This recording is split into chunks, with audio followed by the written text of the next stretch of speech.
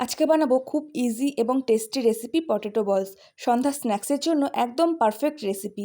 যেমন তাড়াতাড়ি তৈরি হয়ে যায়, খেতেও হয় দুর্দান্ত। এর জন্য আমাদের লাগবে 4টে মিডিয়াম সাইজের আলু 4টে ছুলনি দিয়ে ভালো করে ছুলে নিতে হবে। এরপর একটা বাটি নিয়ে তার মধ্যে গ্রেটারের সাহায্যে আলুগুলো ভালো করে গ্রেট করে নিতে হবে।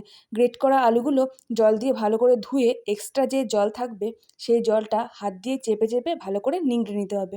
এরপর এই আলুর মধ্যে লবণ মাখিয়ে রেখে 10 মিনিটের জন্য রেস্টে রেখে দিতে হবে। 10 মিনিট রেস্টে রাখলেই আলু থেকে জল ছাড়া শুরু করে দেবে। আলুর যে এক্সট্রা জল ছাড়বে সেই জলটা হাতের সাহায্যে চেপে চেপে ভালো করে নিংড়ে নিতে হবে, একটুও জল যাতে না থাকে। এরপর এর মধ্যে একে একে দিয়ে দিতে হবে কর্নফ্লাওয়ার, হলুদ গুঁড়ো, ভাজা মশলা, চাট মশলা, আমচুর পাউডার। সব মশলা দিয়ে আলুটাকে ভালো করে মেখে নিতে হবে। দেখো কত সুন্দর মাখা হয়ে গেছে। আমি এখানে লঙ্কার গুঁড়ো দিতে ভুলে গেছিলাম, তাই পরে লঙ্কার গুঁড়ো অ্যাড করে দিলাম। লঙ্কার গুঁড়ো দিয়ে আরেকটু মেখে নিলাম।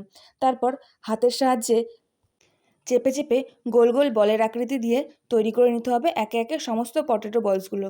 দেখো সমস্ত পটেটো বলসগুলো কত সুন্দর গোল গোল তৈরি হয়েছে।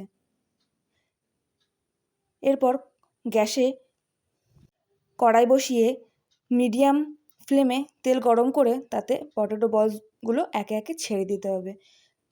খেয়াল রেখো হাই ফ্লেমে যেন গ্যাস না থাকে। হাই ফ্লেমে থাকলে পটেটো বলসগুলো বাইরে থেকে ভাজা হয়ে যাবে, ভেতর থেকে সেদ্ধ হবে না। গোল্ডেন ব্রাউন করে এভাবে ভেজে নিতে হবে সমস্ত পটেটো বলসগুলো। দেখো কালারটা কত সুন্দর এসছে। আমার সমস্ত পটেটো বলস ভাজা হয়ে গেছে। এরপর আমি একটা টিস্যু পেপারের উপরে পটেটো বলসগুলো রেখে দিলাম তেলটাকে সোক করে নেওয়ার জন্য। দেখো রেডি হয়ে গেছে পটেটো বলস। টেস্টি টেস্টি পটেটো বলস। দেখো কত সুন্দর জালিদার হয়েছে, ভেতরটা কত সুন্দর টেস্টি, দেখেই লোভ লাগছে আমার। আমি লোভ সামলাতে না পেরে খেয়ে নিলাম। আর দেখো কত সুন্দর ক্রিস্পি হয়েছে।